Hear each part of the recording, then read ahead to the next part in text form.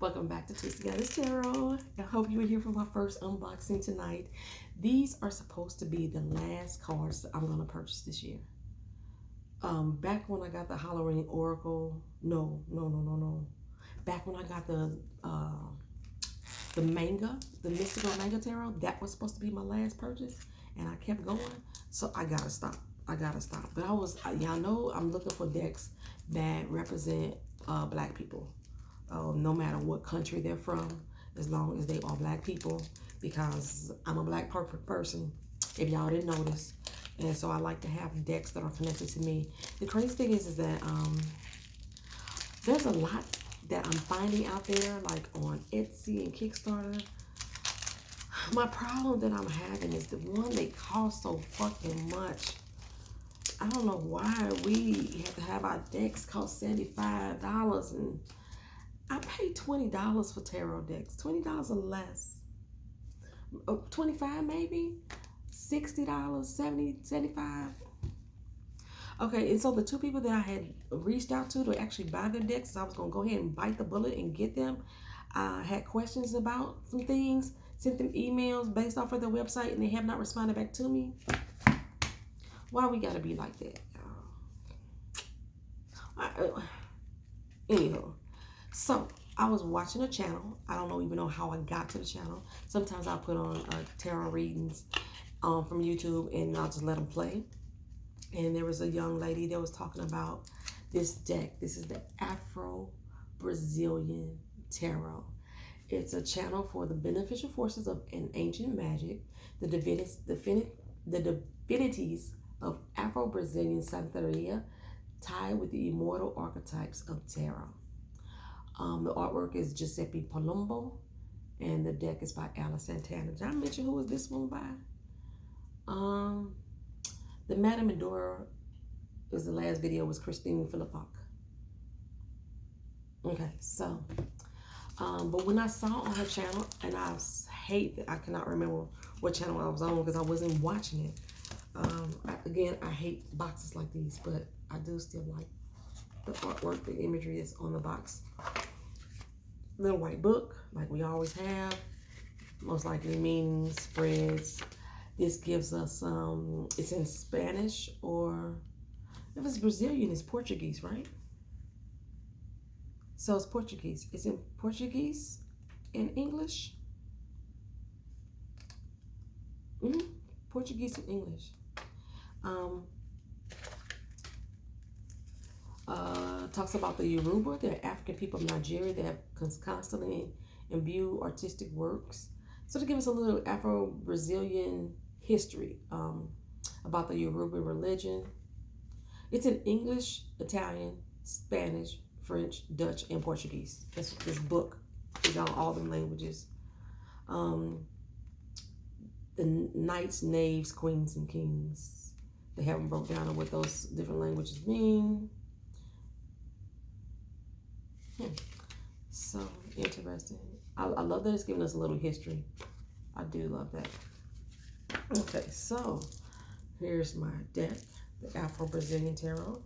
It's in cellophane, so hopefully I can get this out with some quickness.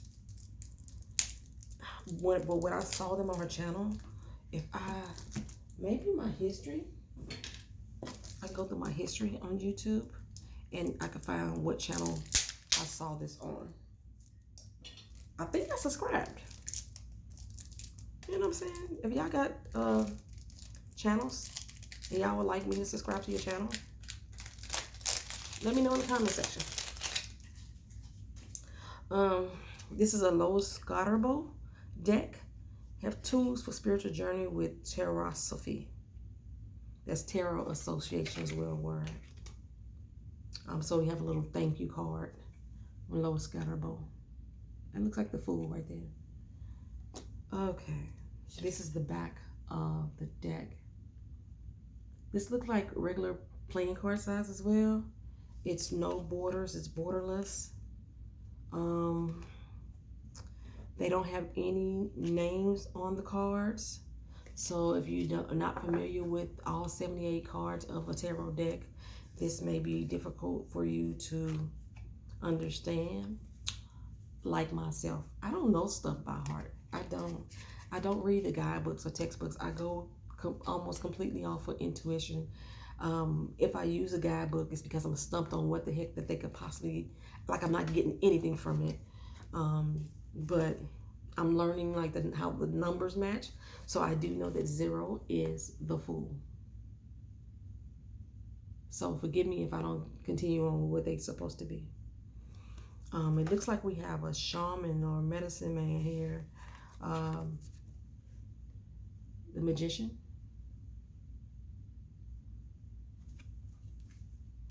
I do believe 2. Oh no.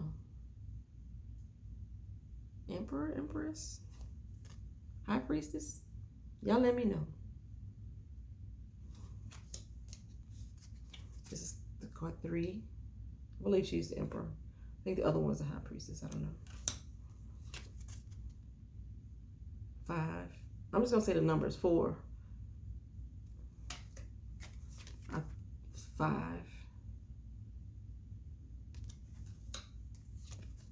6.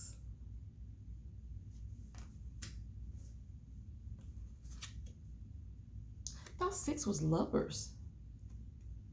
I gotta really research that to figure out how that represents lovers.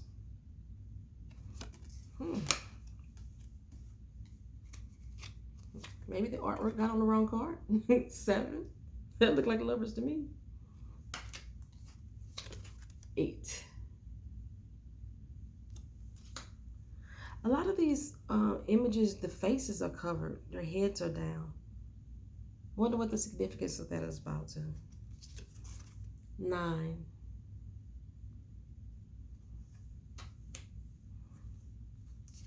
This card is basically the back of the deck.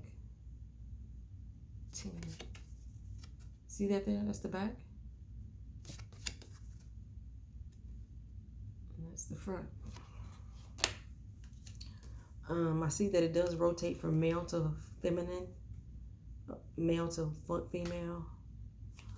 11.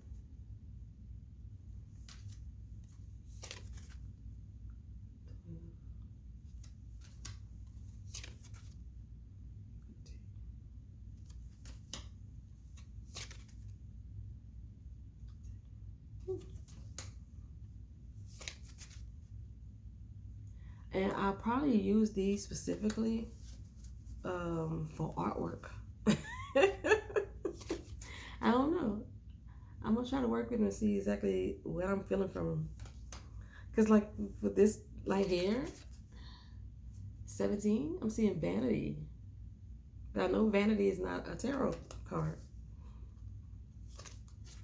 18.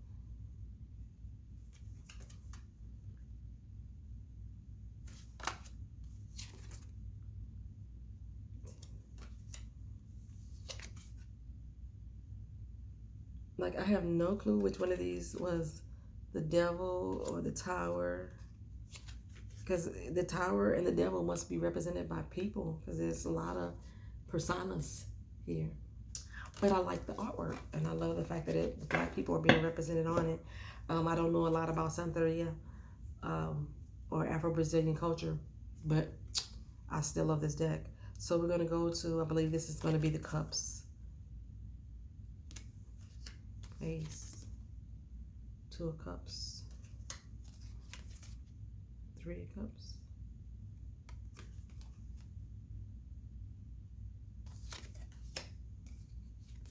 4 of cups,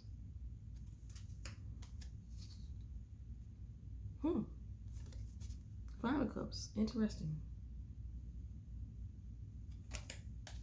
You see in the bottom, they show the little cup symbol, and then the number is there.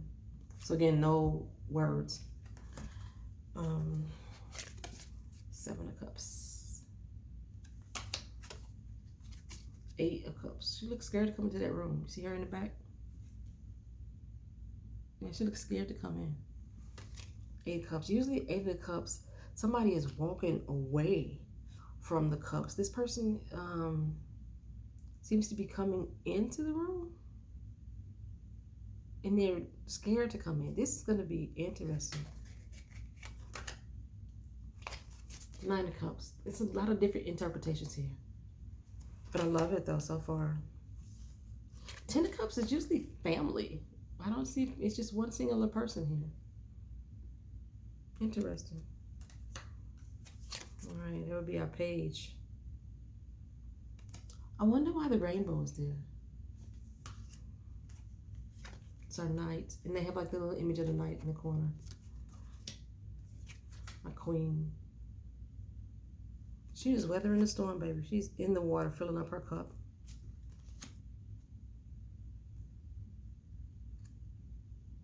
The king looks full and lazy. Laid back like, I ain't worried about nothing. The pentacles.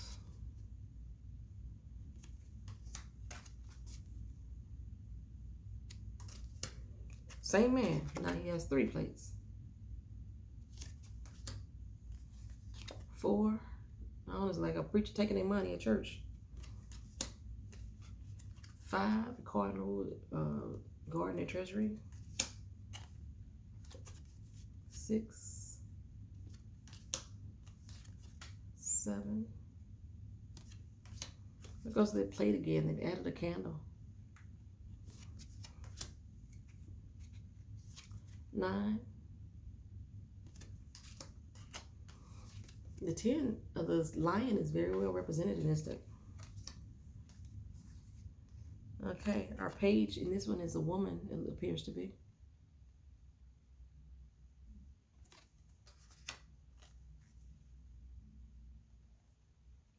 The knight is fighting the dragon. The queen looks like that same woman. Or they at least at the same table. And there's the king. All right, tree of life. So this is going to be the wands of trees.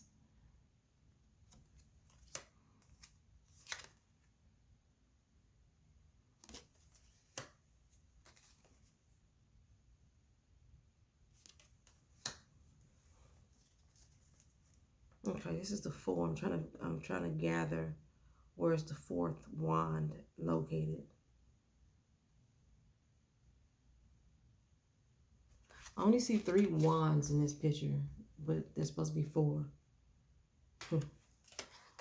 5. 6. And now they're standing next to the same 7. Is that focusing? 8. They seem to go in a transition. I mean, like, you know, like there's 8 and then there's 9. First she's kneeling and now she's standing. I really gotta look at, I'm gonna look at this book. 10 of Wands. But like I said, they do keep the faces covered. Here's our page. Our knight in that damn dragon. This time he's blundering him. You get the damn dragon alone. Our queen, she looks terrified.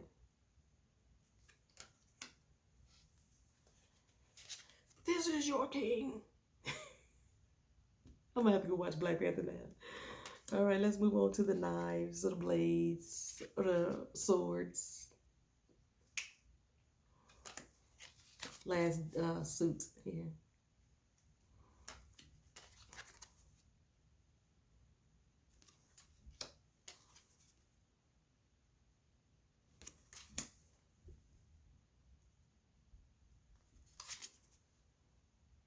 I'm just getting so much. I'm not saying a lot. I'm getting so much from this that I'm not clearly understanding.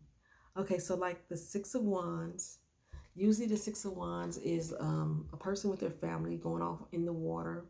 They're leaving. It looks like they're going on a journey that they hadn't planned on. And in this one, the 6 of Wands, or the 6 of Swords, I'm sorry. You see she's kissing her mate at the door. I'm not sure if he's coming or going. The swords are protecting the food. We're on the table. This is, I think he's leaving because he's patting the young boy on his head. He's about to go out into the stormy night. But he's leaving his family behind. Usually in the Six of Swords, the family is together. The Seven of Swords, usually somebody stealing, thievery, deceit. Not in this one.